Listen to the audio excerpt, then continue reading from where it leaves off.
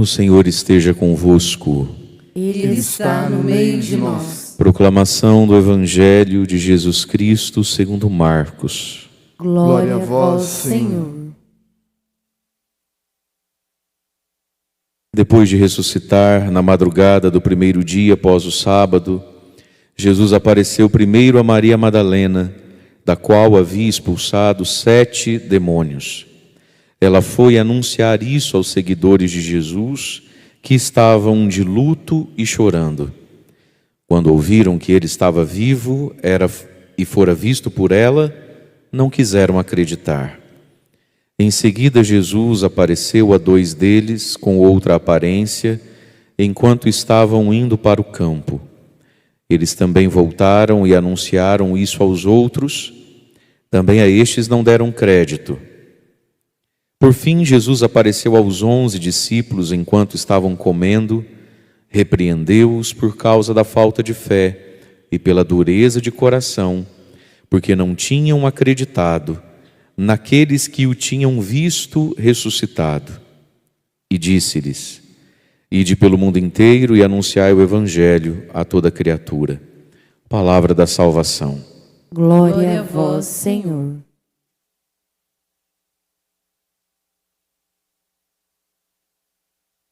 Irmãos e irmãs, este é o último evangelho que a igreja proclama na 8ª da Páscoa. Vamos celebrar agora já a liturgia dominical no Evangelho de São João, que é o evangelho onde Jesus institui o sacramento da confissão, né? E também o evangelho dedicado a São Tomé.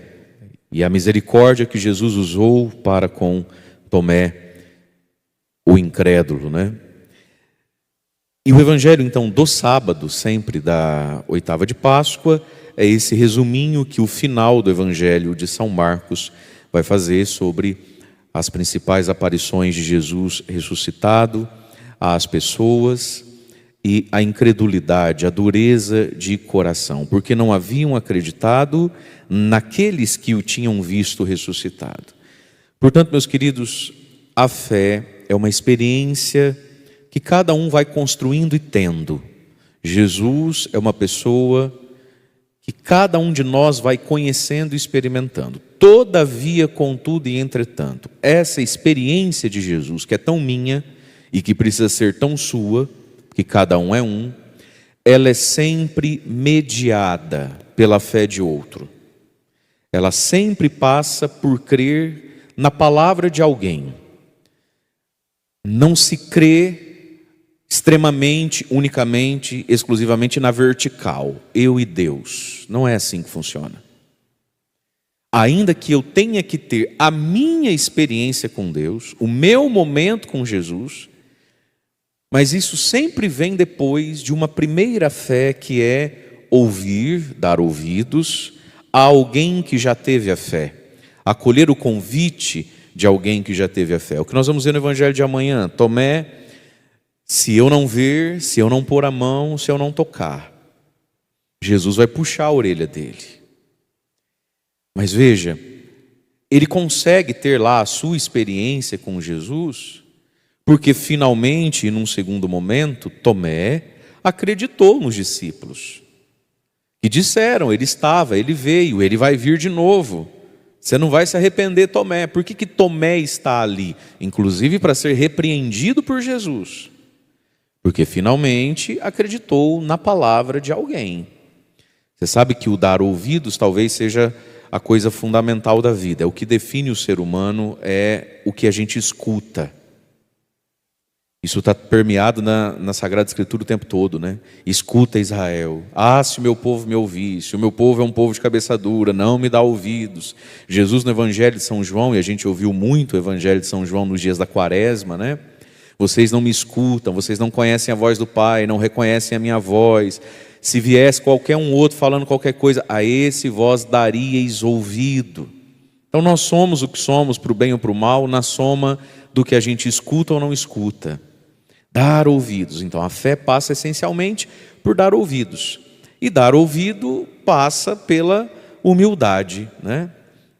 Mas à medida em que Jesus vai acontecendo na nossa vida, e já a gente volta então para o Evangelho, vamos olhar um pouquinho a leitura de Atos dos Apóstolos, que vai entrar pelas próximas semanas ainda. Pedro e João, após o Pentecostes, após receberem o último presente que Jesus tem para dar, que é o Espírito Santo, né? Jesus ressuscitado que dá o Espírito Santo no Pentecostes, eles começam capacitados e cheios do Espírito Santo a fazer o que Jesus fazia, viver como Jesus vivia e sofrer o que Jesus sofreu. A profunda identificação que o Espírito Santo move e causa em nós, né, com Jesus. Fazer o que ele fazia, viver como ele vivia e sofrer o que ele sofreu.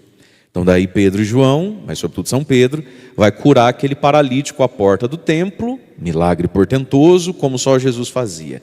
E aí vai começar na vida dos apóstolos, de Pedro e João aqui, tudo aquilo que aconteceu na vida de Jesus, um combate com o templo, com os fariseus, com os sumos sacerdotes, os interrogatórios, as perseguições e tudo isso mais, né? E aí nós vamos vendo os discursos de Pedro, como aquele milagre, como aquela boa obra que visivelmente não se justifica na pessoa de Pedro, tem que ser Deus agindo através dele, o quanto isso vai desencadear as mesmas coisas que desencadeou na vida de Jesus, né? E essa escolha que o ser humano faz de abrir mão dos seus apegos e convicções e dar um passo na fé. Então está acontecendo com Pedro o mesmo que aconteceu com Jesus, mas está acontecendo através de Pedro o mesmo julgamento que aconteceu através de Jesus, a dureza dos corações. E aí nós vemos aqui então o Evangelho, como ele é parecido com os milagres que Jesus fez no templo também, né, de Jerusalém, no sentido das consequências. Mas aí vai dizer coisas tão bonitas. Nós estamos lá em Atos dos Apóstolos, capítulo 4, no versículo 13. Naqueles dias os chefes dos sacerdotes, os anciãos, os escribas, versículo 13, ficaram admirados com o quê? Ao verem a segurança, a firmeza, a segurança com que Pedro e João falavam, pois eram pessoas simples e sem instrução. Reconheciam que eles tinham estado com Jesus. Por que é que reconheciam que tinham estado com Jesus? Porque se portavam, falavam, se comunicavam com segurança. Meus irmãos e minhas irmãs, o pecado mais feio é o medo. O pecado mais feio é a timidez. E não é bonito sentir medo. Não é bonito ser tímido. Carta de São Paulo a Timóteo, caríssimo, reaviva o dom, a chama que está em você. Porque Deus não nos deu um espírito de timidez. Timidez e Espírito Santo não habitam o mesmo corpo. Ou tem um ou tem outro. Simples assim. Reconheceram, esses caras estiveram com Jesus. Era discípulo dele, conviveram com ele. Por quê? Porque eram seguros, eram pessoas convictas, eram pessoas firmes, eram pessoas que não ficavam gaguejando aquilo que pensavam, aquilo que sentiam e aquilo que tinham para dizer, pessoas seguras, pessoas firmes. O medo é um contra-testemunho. E tem gente que vive na igreja e acha bonito ser tímido, recalcado, encruado, cheio de neurose, cheio de pânicozinho, com tanto que é assunto. O medo é um contra-testemunho. Ai mãe, a senhora vive na igreja, para que tanto medo? Escutar isso de um filho que não reza? Escutar isso de um parente, de um filho que vive no pecado? Ué mãe, mas a senhora reza tanto, tudo a senhora tem medo? O medo não combina com a fé, não combina com ter estado com Jesus. Então, reconheceram, eles estiveram com Jesus, porque eles eram seguros. E porque neles havia uma segurança e uma sabedoria que não se justificava humanamente falando. Por que dizem? Porque eram, Pedro e João, pessoas simples, sem instrução. Então, essa segurança, essa sabedoria, essa inteligência, no jeito de se comunicar, no jeito de falar, não está justificada na pós-graduação, porque não fizeram. Não está justificada no mestrado, porque não fizeram. Portanto, existe uma segurança, uma firmeza na alma humana e uma inteligência acontecendo em nós que vem do próprio Deus e que se soma, por óbvio, à sabedoria e à inteligência que vem do saber humano mesmo. Porque Deus sabe o que faz. Olha, se tinha um tipo de gente que por si só já era meio corajoso no tempo de Jesus, eram os pescadores. Você viver da pesca 2000 anos atrás era um ato de profunda coragem. Pensa como é que eram os barquinhos há 2000 anos atrás, numa madrugada, jogando rede num mar. Há 2000 anos atrás, qual era a qualidade desse barco? Qual era o tamanho dele? Qual era a tecnologia que ele tinha? Qual era a boia de salva-vida que eles usavam? Não tinha nada disso. Então Pedro, por si só, já era um homem acostumado a arriscar, a lutar com a vida, com as coisas, inclusive para ter o peixe de cada dia. Deus sabe o que faz quando escolhe quem escolhe. Mas veja, aqui tem sinais da ação do Espírito e da convivência com Jesus, uma segurança e uma inteligência que vem do próprio Espírito Santo de Deus. Agora, a ausência disso fala da ausência do Espírito. Se a presença disso fala da presença do Espírito Santo, a ausência disso me fala da ausência do Espírito Santo.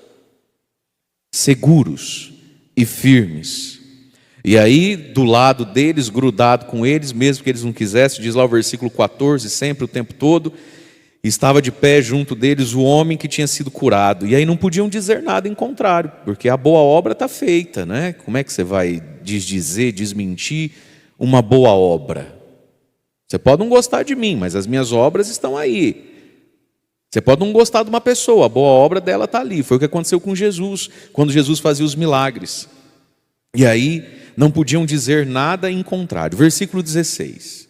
Eles começam a discutir entre si. Tiram Pedro e João da sala para não conversar na frente dos dois e conversam isso aqui. O que vamos fazer com esses dois? Eles realizaram um milagre claríssimo e o fato agora é conhecido de todo mundo, de toda Jerusalém. Não podemos negar. Como é que nós vamos fazer agora? E isso aqui é quase que um copia e cola lá do Evangelho de São João. Quando Jesus ressuscita Lázaro, o que eles falam de Lázaro? O que vamos fazer com esse Jesus? Se ele fez um milagre inegável, se a gente deixar, todo mundo passa para o lado dele. Agora, com relação aos apóstolos, a mesma coisa. O que vamos fazer? Não tem como negar, o homem está curado mesmo. O que vamos fazer? Ora, a resposta, tanto lá como cá, é o quê? Vamos crer também. Mas acontece, meus queridos, que crer nos faz perder. Quando Deus se apresenta para nós de um jeito que não tem como negar, que é Deus falando comigo, que é Deus atravessando a minha vida, que é Deus apelando ao meu coração, seja diante de um milagre, de um portento, de uma obviedade, de uma pregação, não importa. Sempre que Deus é inegável, nós vamos perder. Perder para ganhar o quê? Para ganhar Deus. E é aqui que muita gente não entende. Quando Deus se torna óbvio, é inegável que você está diante de Deus, através de uma pessoa, de um fato, de uma circunstância. Você está diante dele. O que você vai ganhar com isso? Você vai ganhar Ele. Mas para ganhar Ele, cada um daí precisa identificar o que vai perder para ganhar Ele. Então lá, quando Jesus estava vivo, é inegável que ele ressuscitou um morto, nós nunca vimos isso. Então se ele fez isso, então ele é o Cristo, ele é o Messias de Deus. Mas aí nós vamos perder o templo, nós vamos perder o nosso esquema com Roma, que nos deixa cobrar o imposto, tirar uma parcela, um porcentagem. Nós vamos perder umas coisas se a gente ganhar Jesus. Aqui é a mesma coisa, de novo, ó, todo mundo agora sabe, todo mundo agora está sabendo desse milagre. O que nós vamos fazer? Uai, o que vocês vão fazer? Fazer o que o povão está fazendo, vamos ter fé.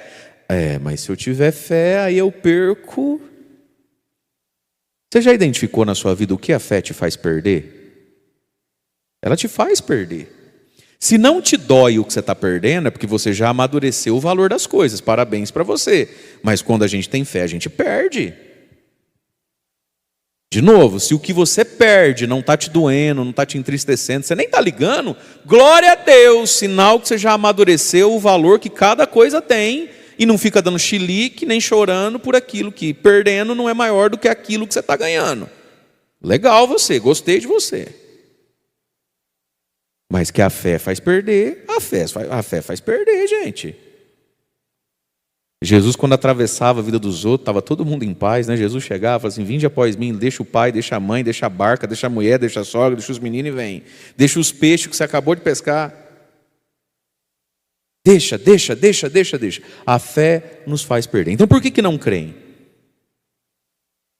Porque mesmo quando Deus é evidente, mesmo quando é óbvio, eu preciso aceitar perder. Mas aqui tem os nossos apegos, tem as nossas idolatrias, tem a nossa falta de bom senso, de mensurar errado. E aí eu tenho mais dó do que estou perdendo, do que alegria do que estou ganhando, sendo que o que eu estou ganhando é eterno e maior do que eu estou perdendo.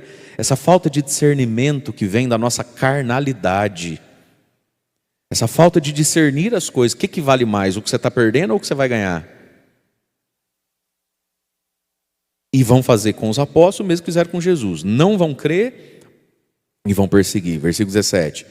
Contudo, estão dizendo eles, a fim de que a coisa não se espalhe ainda mais, vamos ameaçá-los para que não falem mais a ninguém a respeito do nome de Jesus. Vamos ameaçá-lo, né? Vamos persegui-los, como fizeram com Jesus. Versículo 18. Chamaram de novo Pedro e João e ordenaram-lhes, botaram o dedo na cara deles, que de modo algum falassem ou ensinassem em nome de Jesus.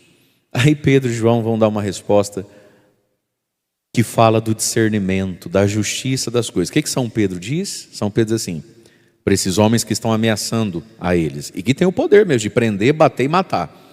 Versículo 18.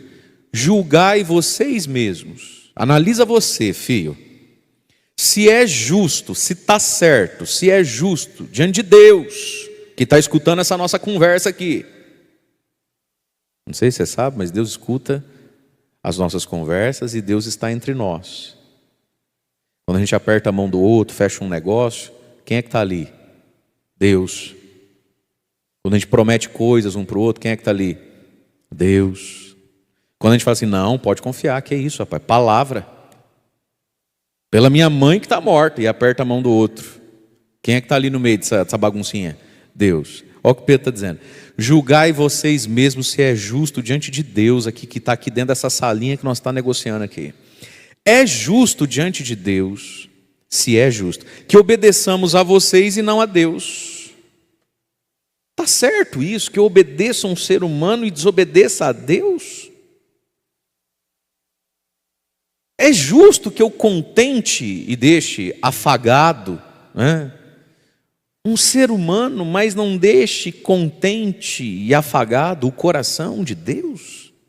Amigo, não me faça escolher, porque se eu tiver que escolher, você perdeu. Versículo 20. Quanto a nós, diz Pedro, não nos podemos calar sobre o que vimos e ouvimos. Não é justo calar o que vi e ouvi. Não é justo silenciar Deus. Eu não preciso ficar gritando Deus na orelha de ninguém para irritar ninguém, mas não posso calar. Meus queridos, dentro de cada um de nós existe algo que não pode ser calado. A cada um de nós é dada a oportunidade de testemunhar Jesus. E não cabe a nós o raciocínio. Mas não vai adiantar, padre. Mas aquilo lá é duro. Deus não te chamou a ser eficiente, Deus te chamou a ser fiel. A gente não evangeliza por um resultado, a gente evangeliza por uma pessoa. É aqui que está. Pedro entende o quê? Quem é que convence as pessoas? O Espírito Santo. Quem é que converte um ser humano? O Espírito Santo. Isso é papel do Espírito Santo. Qual é o papel de Pedro? E Pedro sabe qual é o papel dele. Meu papel é não calar o que vi e ouvi. Por que não calo? Não calo porque não é justo calar. Não calo porque não está certo calar. Mas e se ninguém ouvir, se ninguém der... Mas isso aí não é comigo, isso aí é com o Espírito Santo. Gente, muitas vezes a gente não evangeliza os outros por presunção e vaidade. Primeiro, a presunção de achar que sou eu que mudo você.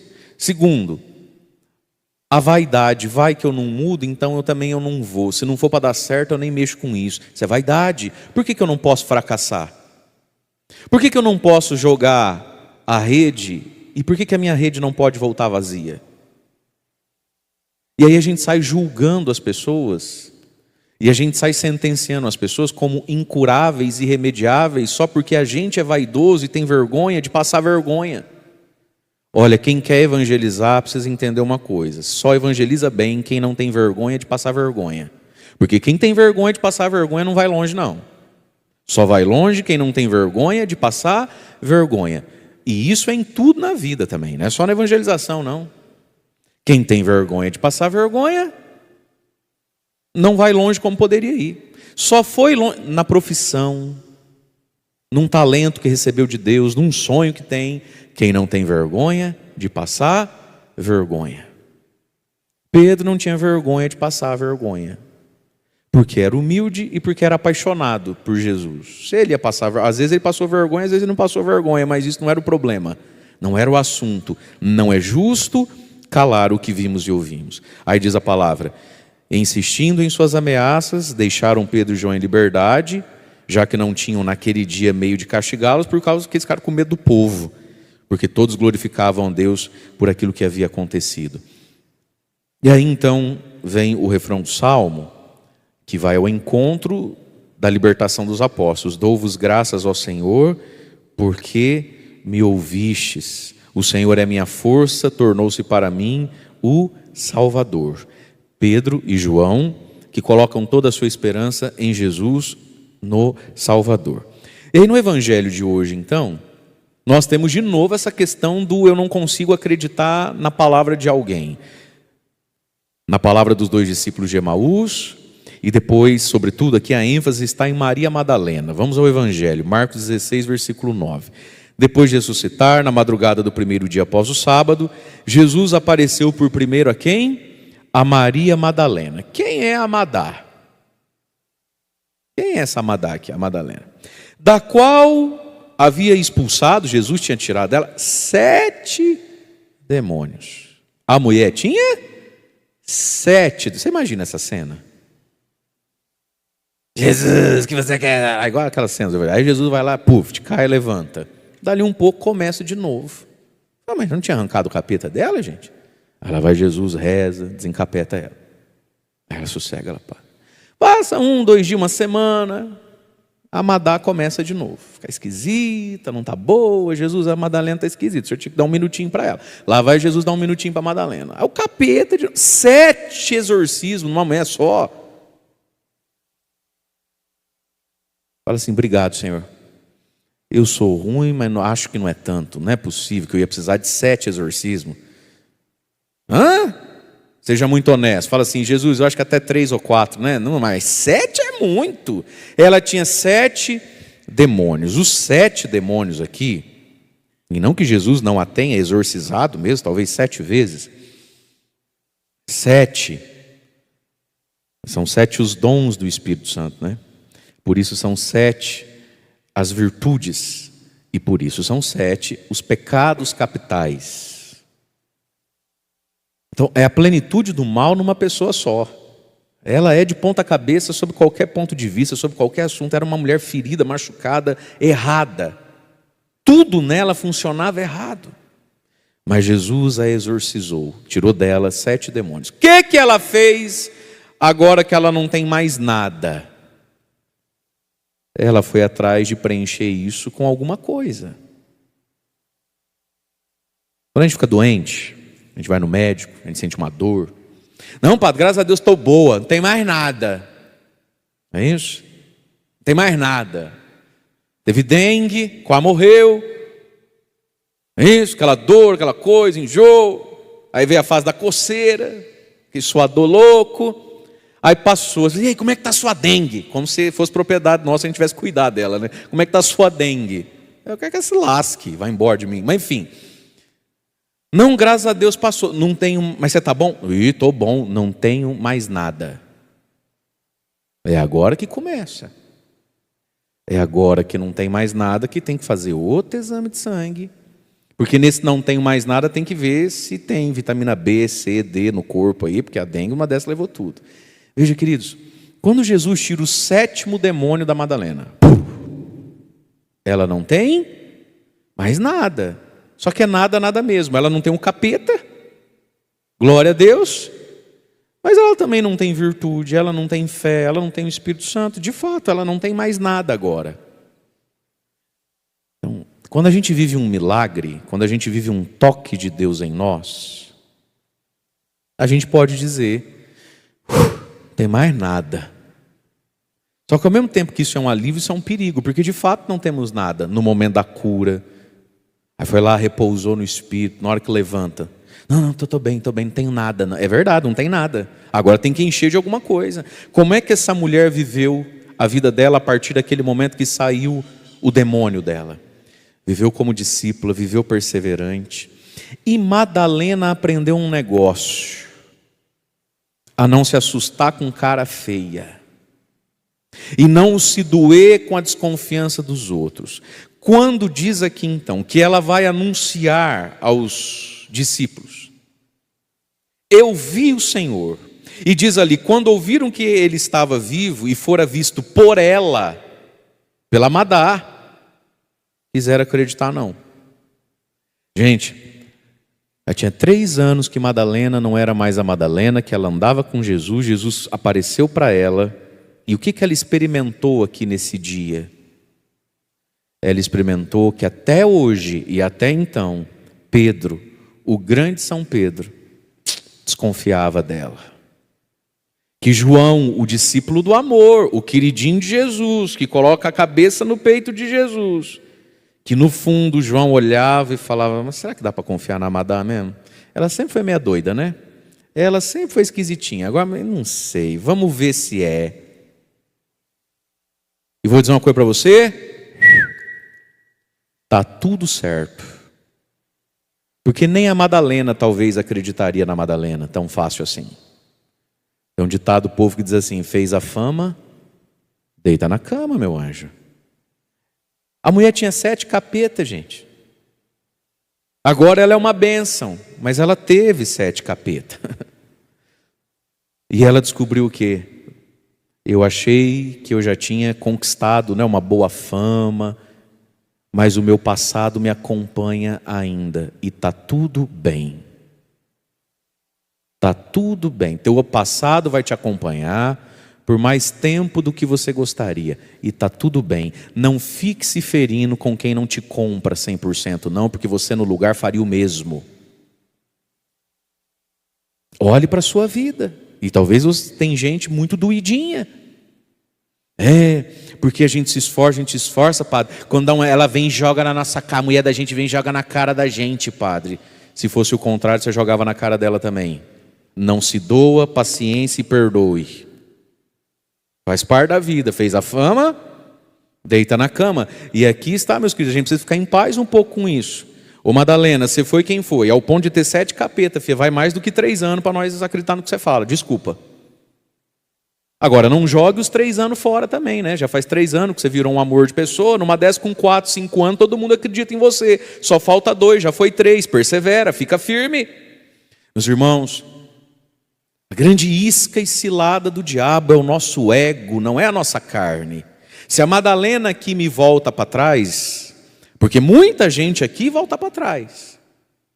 Quando depois de andar bonitinho e correto, vê que ainda não tem lugar ou espaço que queria ter, e às vezes mereceria ter, no coração do padre, na lista dos que são convidados, tem gente aqui que volta para trás, volta para o pecado.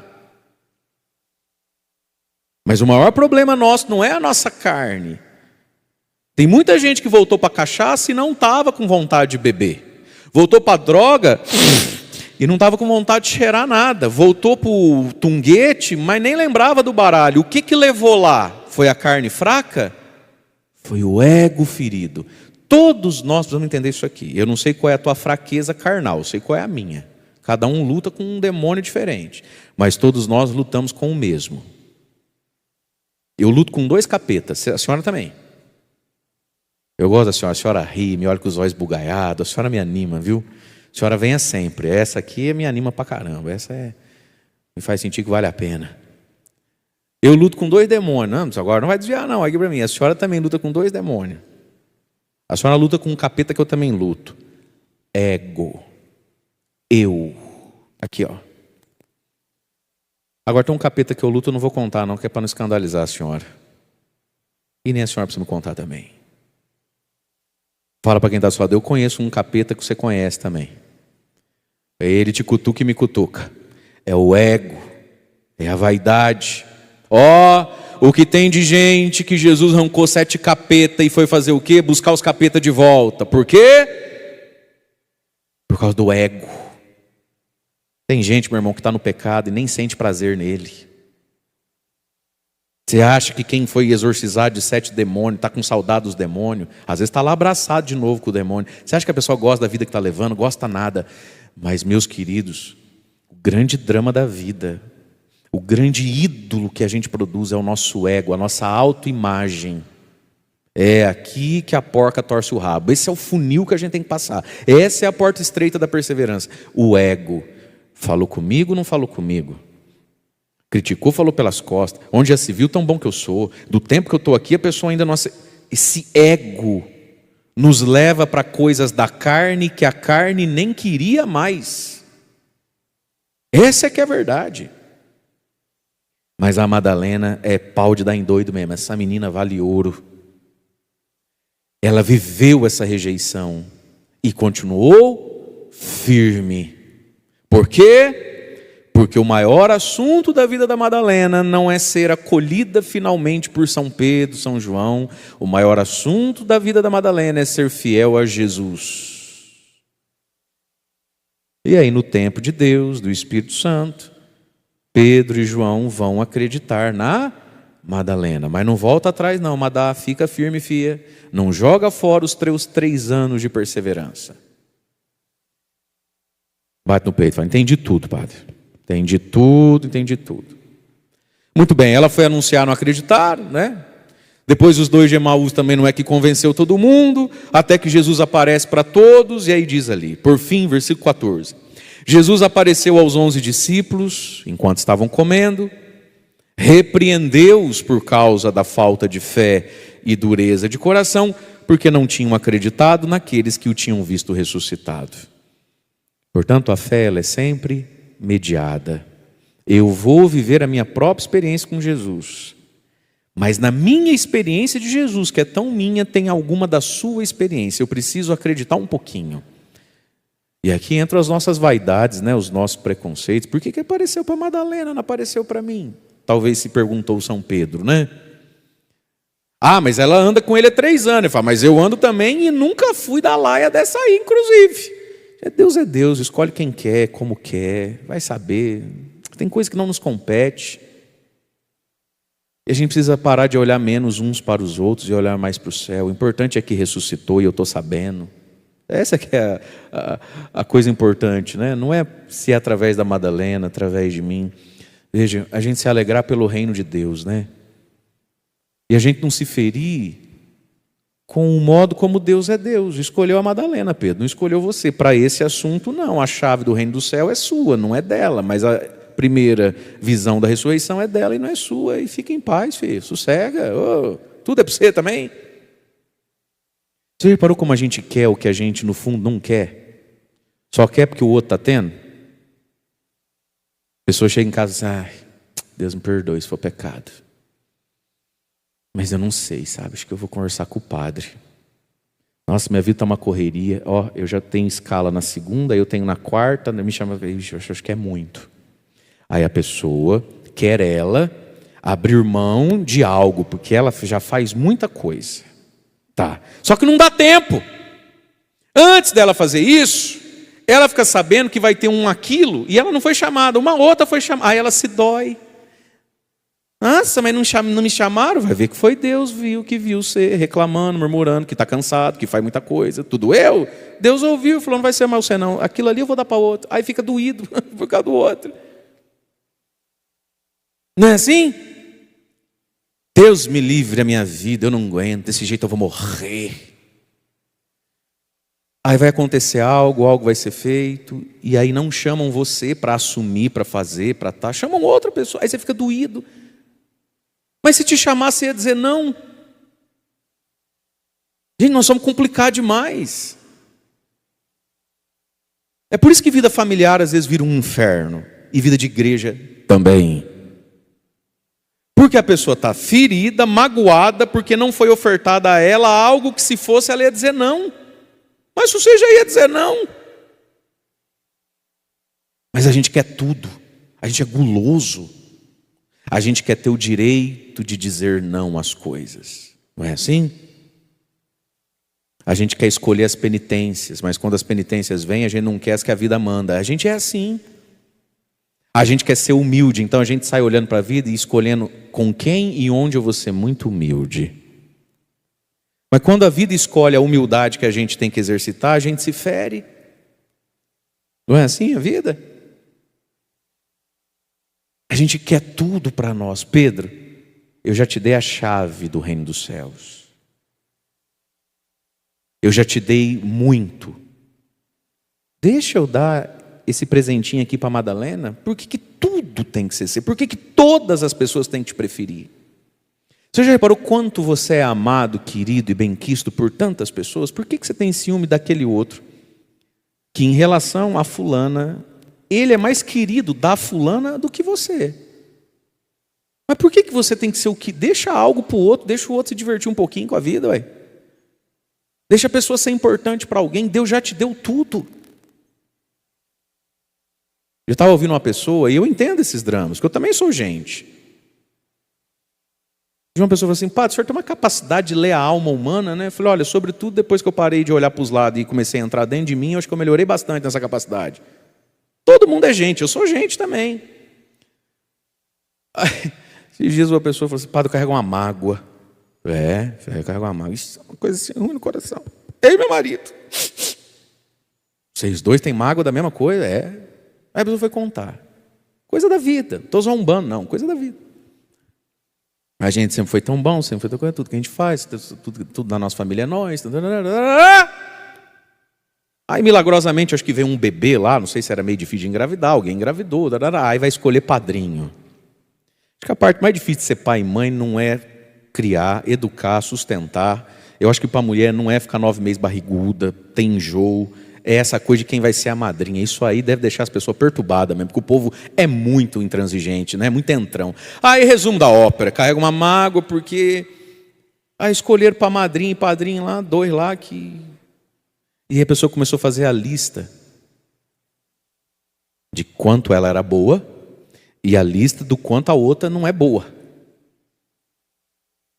Que já foi casada, que já largou, que viveu até ontem, foi casar agora na igreja não tem muito tempo, que não sei o quê, que é uma pessoa não sei o quê, não sei o quê, não sei o quê. Eu fiquei olhando, falei: Jesus, o que eu falo, né? Cada uma. Peguei e falei assim: querida, você já parou para pensar que Deus talvez olhou para essa criança que precisa de uma madrinha e pensou assim, olhando para a senhora: filha, eu já te dei tanto. Um marido bom, 3 filhos, que é um melhor que o outro, saúde, dinheirinho, que a senhora é bem remediada, né?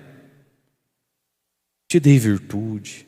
Deixa eu dar algo para essa pobre aqui um pouquinho, para essa desgraçadinha aqui. O marido é ruim. Ela não tem muita fé. Ela não é muito de Deus. Pelo menos vai ganhar uma criança para falar: madrinha. Vai consolar ela, vai saber o que ela passa dentro dela, as dores que ela tem. Vai ser amada por uma criança. Por um tempo só, porque depois cresce, não quer nem saber da madrinha. Você sabe que é assim. Deixa algo para os outros, filho. Deixa alguém ser feliz também. A gente é muito guloso.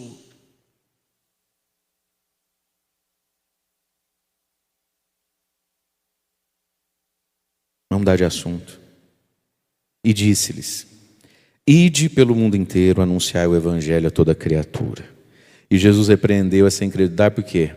Agora vocês vão ficar tudo doído, ferido, porque o povo não acredita nos vocês, mas vocês também não acreditam em ninguém. Então, meu amigo, como é que você vai pregar se você não sabe ouvir?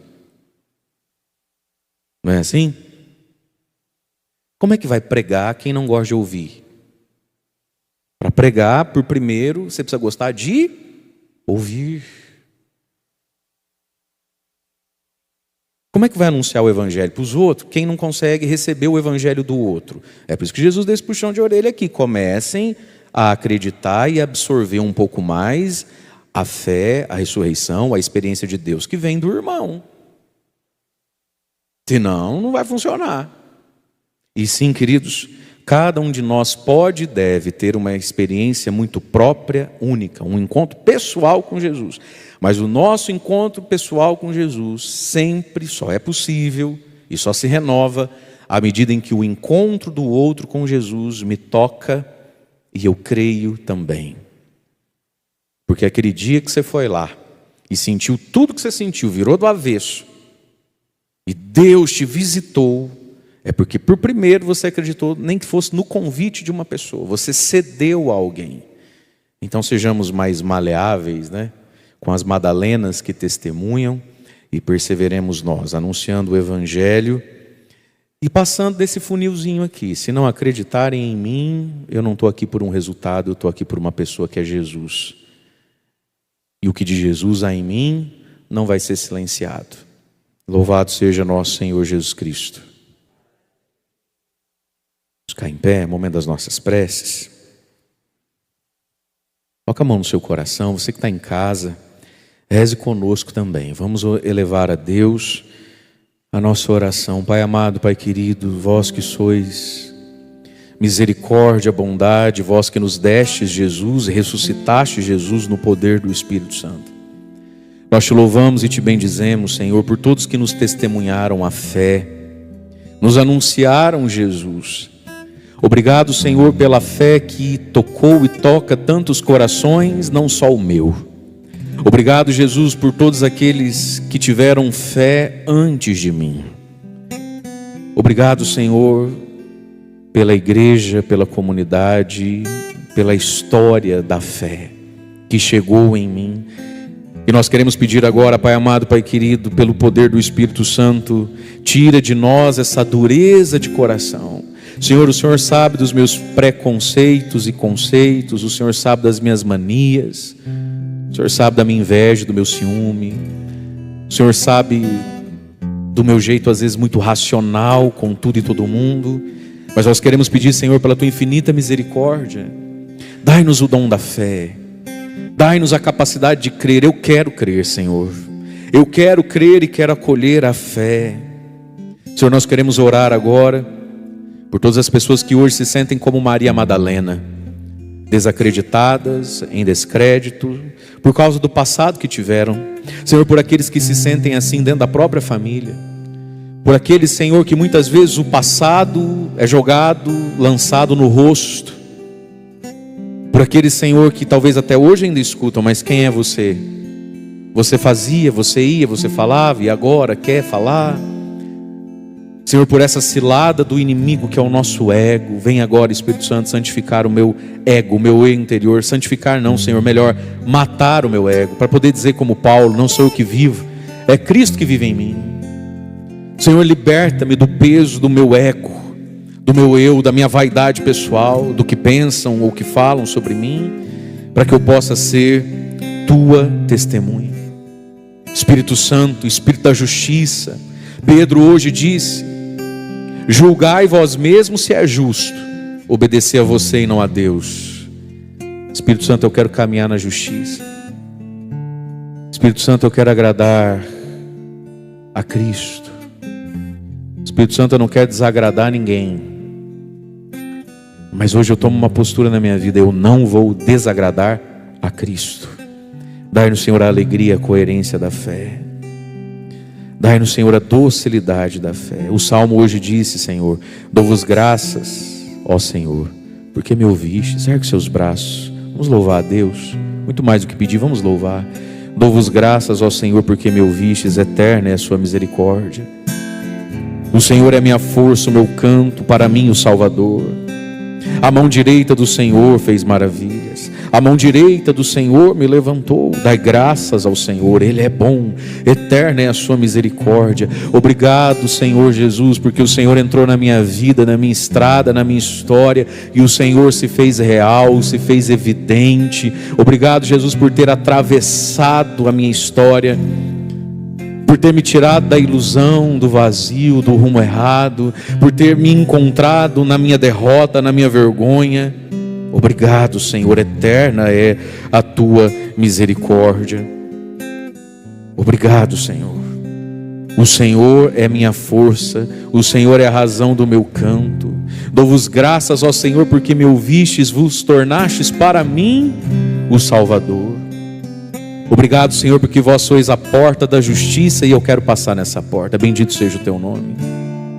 E pela intercessão de São José, Senhor, tornai possíveis as coisas impossíveis na nossa vida.